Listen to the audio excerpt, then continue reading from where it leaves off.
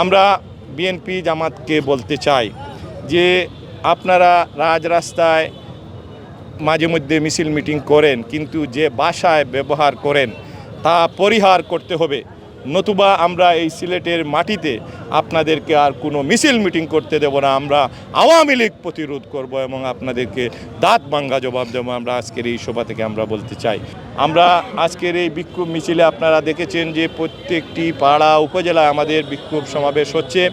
আজকে সিলেটের রাজরাস্তায় কিন্তু আমরা প্রমাণ করে দিয়েছি যে এখানে আওয়ামী লীগের ঘাঁটি, এখানে শেখ হাসিনার ঘাঁটি, বঙ্গবন্ধুর ঘাঁটি।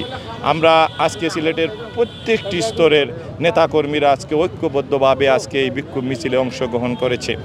আমরা যে কথাটি বলতে চাই যে এই সকল জঙ্গিবাদরা যখন এই সিলেটের শাহজালালের মাজার থেকে শুরু করে মহানগর আওয়ামী লীগের সভায় এবং আমাদের মহিলা আওয়ামী লীগের সভায় এই যেহেতু যে গ্রেনেড হামলা করেছিল, তার আলোকেই কিন্তু তারা সারা বাংলাদেশিভাবে জঙ্গি কার্যক্রম করেছে।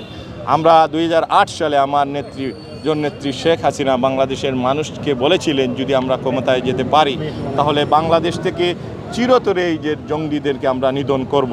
ইনশাল্লাহ আজকে 2022 সাল, আজকে সারা বাংলাদেশে কোনো জঙ্গি নেই, আমরা সেটা নিধন করতে আমরা সক্ষম হয়েছি। সিলেট থেকে প্রতিহত করার মতো তাদের এমন কোনো শক্তি নেই।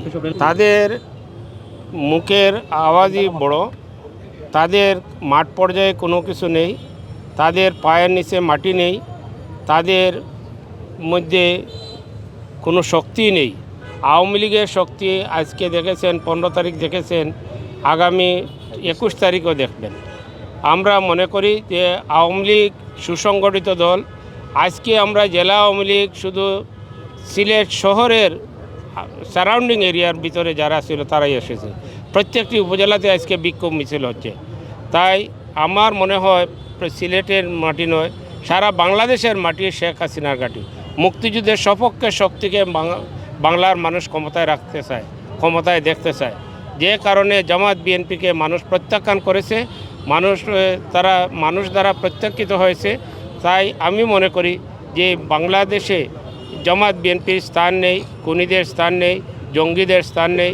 জঙ্গিদের আস্তানা মাননীয় প্রধানমন্ত্রী জননেত্রী শেখ হাসিনার নেতৃত্বে আমরা কুড়িয়ে ফেলে দিয়েছি।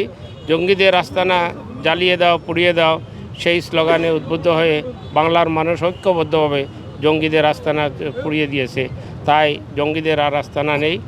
জননেত্রী শেখ হাসিনার নেতৃত্বে বাংলাদেশ আজকে একটি সুখী সমৃদ্ধশালী বাংলাদেশ, ক্ষুধামুক্ত, দারিদ্র্যমুক্ত, সন্ত্রাসমুক্ত, দুর্নীতিমুক্ত বাংলাদেশে রূপান্তরিত হয়েছে বাংলাদেশ।